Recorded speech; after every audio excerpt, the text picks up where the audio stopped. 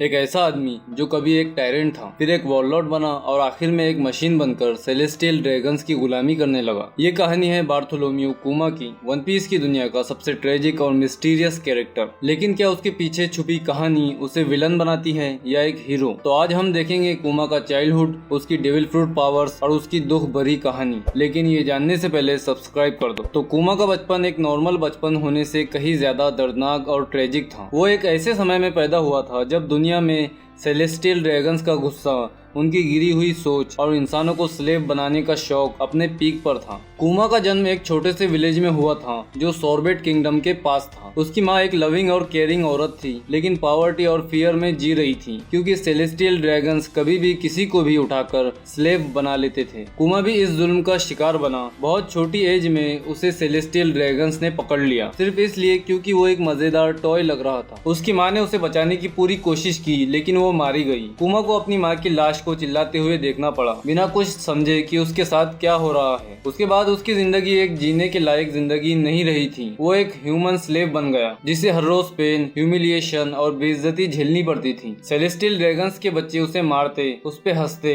उसे जानवर की तरह ट्रीट करते। उसका नाम तक छीन लिया गया, उसे सिर्फ एक नंबर या टाइटल से बुलाया जाता था। लेकिन कुमा एक अलग टाइप का बच्चा था। वो अंदर से सॉफ्ट हार्टेड और डीप थिंकर था। जब वो दूसरे स्लेव्स को दर्द में देखता तो साइलेंटली रो लेता। जब वो देखता कि कोई छोटा बच्चा अपने माँ बाप से जुड़ा हुआ है तो वो चुपके से उसके पास बैठ जाता, हाथ पकड़ता और बस एक लाइन कहता, सब ठीक हो जाएगा। तो कुमा स्लेवरी से कब फ्री हुआ ये एग्जैक्ट कभी दिखाया नहीं गया, लेकिन ये माना जा सकता है कि या तो किसी रिवोल्यूशनरी मेंबर ने उसे छुड़ाया या फिर वो किसी तरीके से भाग गया। पर एक बात पक्की है, उसका बचपन उसके दिल में एक गहरा घाव बन गया है जिसे वो कभी भुला नहीं पाया। इसी पेनफुल पास्ट ने उसे बनाया एक ऐसा इंसान जो दुनिया से लड़ने के लिए तैयार था, जो फ्रीडम के लिए जीना चाहता था और जो कभी नहीं चाहता था कि और कोई बच्चा उस दर्द से गुजरे जिससे वो गुजरा था। Devil fruit power. तो कुमा के पास है निक्यू निक्यू नोमी। ये एक पैरामिशिया टाइप डेविल फ्रूट है जो कुमा को एक अनइमेजिनेबल एबिलिटी देता है, पेट्स या पॉ पेट्स के थ्रू कुछ भी रिपेल करने की पावर। और कुछ भी का मतलब literally anything, attacks, people, pain, even concepts like fatigue and memories. Kuma उन्हें अपने हाथों के एक टच से दूर फेंक सकता है। How does it work? कुमा के हाथों पर भालू के जैसे पैड्स होते हैं। इनसे वो फिजिकल अटैक्स को डिफ्लेक्ट कर सकता है, किसी भी पर्सन या ऑब्जेक्ट को स्पीड ऑफ लाइट से टेलीपोर्ट कर सकता है, और सबसे ज्यादा टेरिफाइंग, वो किसी भी इंसान के अंदर का पेन एक्सट्रैक्ट करके किसी और में डाल सकता है। Remember thriller bark? जब जोरो ने लुफी का दर्द लिया था तो वो पेन, वो दर्द लुफी की बॉडी से रिपेल हुआ था और टेंजिबल मास में कन्वर्ट हो गया था। निक्यू निक्यू नोमी ऑफेंस और डिफेंस दोनों काम कर सकता है। बात करें ऑफेंस की तो कुमा अपने हाथों से लोगों को हवा में उड़ा देता है, उन्हें हवा में से टेलीपोर्ट कर देता है या इवन उन्हें मल्टीपल टाइम्स बाउंस करवा देता है जब तक वो अनकॉन्शियस ना हो जाए। बात करें डिफेंस की, वो किसी भी एनर्जी अटैक जैसे कि लेजर्स या एक्सप्लोजन्स को भी हटा सकता है, जैसे एक शील्ड जैसा फंक्शन करता है, लेकिन अल्ट्रा हाई स्पीड रिपल्शन के साथ। और सबसे अंडररेटेड एबिलिटी, टेलीपोर्टेशन। कुमा ने मल्टीपल टाइम्स लोगों को एक जगह से दूसरी जगह इंस्टेंटली टेलीपोर्ट किया है, जैसे स्ट्रॉ हेड्स को साबाओडी आर्किपेलागो से पूरी दुनिया की अलग अलग जगहों पर भेजा था।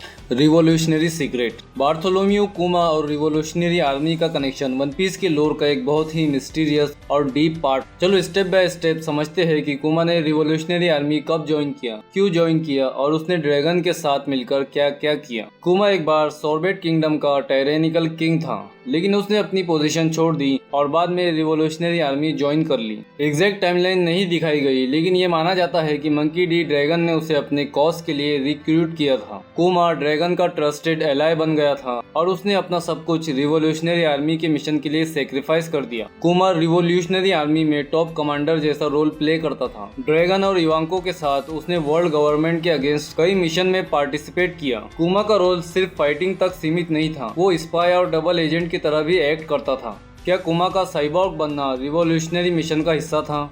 कुमा ने वेगापंक के साथ डील की, जहां उसने खुद को कंप्लीट साइबॉर्ग बनवाने की परमिशन दी, PX-0 प्रोटोटाइप। इसका असली रीजन था रिवोल्यूशनरीज को वर्ल्ड गवर्नमेंट के प्लान्स का इनसाइड इंफॉर्मेशन देना। जब वो पैसिफिस्टा बन गया तब भी उसने सीक्रेटली रिवोल्यूशनरी आर्मी के फेवर में काम किया। मेरी जोश में स्लेव बनना। कुमा ने जानबूझकर अपना माइंड वाइप करवाया ताकि वो सेलेस्टियल ड्रैगन का स्लेव बन सके। रिवोल्यूशनरी आर्मी ने इस सेक्रीफाइस का यूज किया वर्ल्ड गवर्नमेंट के इनर वर्किंग्स को समझने के लिए। True identity and secret. कुमा का असली ट्रूथ हमें एग हेड आइलैंड पर पता चला। वो एक जेनेटिकली मॉडिफाइड ह्यूमन था जिसे बकनीर रेस का कहा जाता है। रिवोल्यूशनरी आर्मी ने उसकी हेल्प इसलिए भी की क्योंकि वो वर्ल्ड गवर्नमेंट के शिकार बने लोगों में से एक था। कुमा का मेमोरी चिप और पास्ट को वेगापंक ने सेव करके रखा था जिसे उसकी डॉटर ज्वेलरी बोनी ने देखा।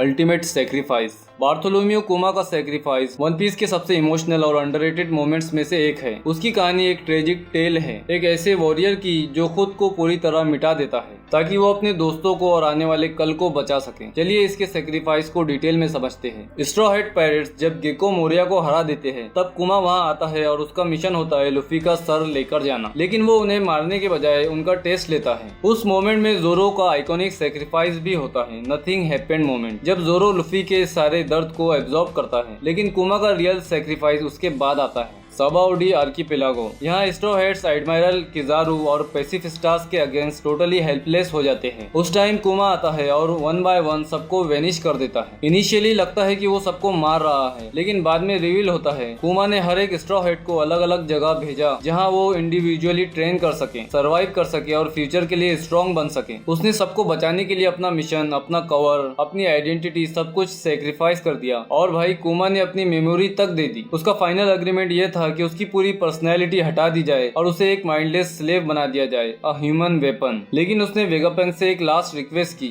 मैं अपनी फाइनल मोमेंट्स में सनी गो शिप के गार्ड के रूप में खड़ा रहना चाहता हूँ जब तक स्ट्रॉ हेड्स वापस न आ जाए। और फिर वो 2 साल तक बिना हिले सनी गो को प्रोटेक्ट करता रहा, मरीन अटैक्स, पायरेट्स, सब कुछ से, जब तक लुफी और उसकी क्रू वापस नहीं आए। कुमा एक टायरेंट के नाम से जाना जाता था, लेकिन अंदर से वो एक सेल्फलेस गार्डियन था। उसका रोल ज्यादा हाईलाइट नहीं किया गया, लेकिन उसने क्वाइटली पूरे स्ट्रॉ हेड पायरेट्स के फ्यूचर को सिक्योर किया। वर्ड कुमा मीन्स। जब भी कुमा का नाम आता है तो तुम्हारे दिमाग में क्या आता है? अगर मुझसे पूछो तो कुमा एक सिंबल है सेक्रीफाइस का, एक ऐसा कैरेक्टर जिसके ऊपर पूरी दुनिया ने ट्रस्ट नहीं किया पर जिसने सब कुछ ट्रस्ट के लिए दे दिया। उसने अपनी आइडेंटिटी, अपना बॉडी, अपनी फ्रीडम सब कुछ दे दिया ताकि एक नई दुनिया बन सके। आज जब हम कुमा को देखते हैं एक ब्रोकन साइबॉर्ग के रूप में तो एक ही सवाल होता है, क्या उसकी स्टोरी यही खत्म हो गई या वन पीस के एंड में वो फिर से इंसान बनकर एक बार और मुस्कुरा सकेगा? आज के लिए इतना ही, मिलते हैं नेक्स्ट वीडियो में।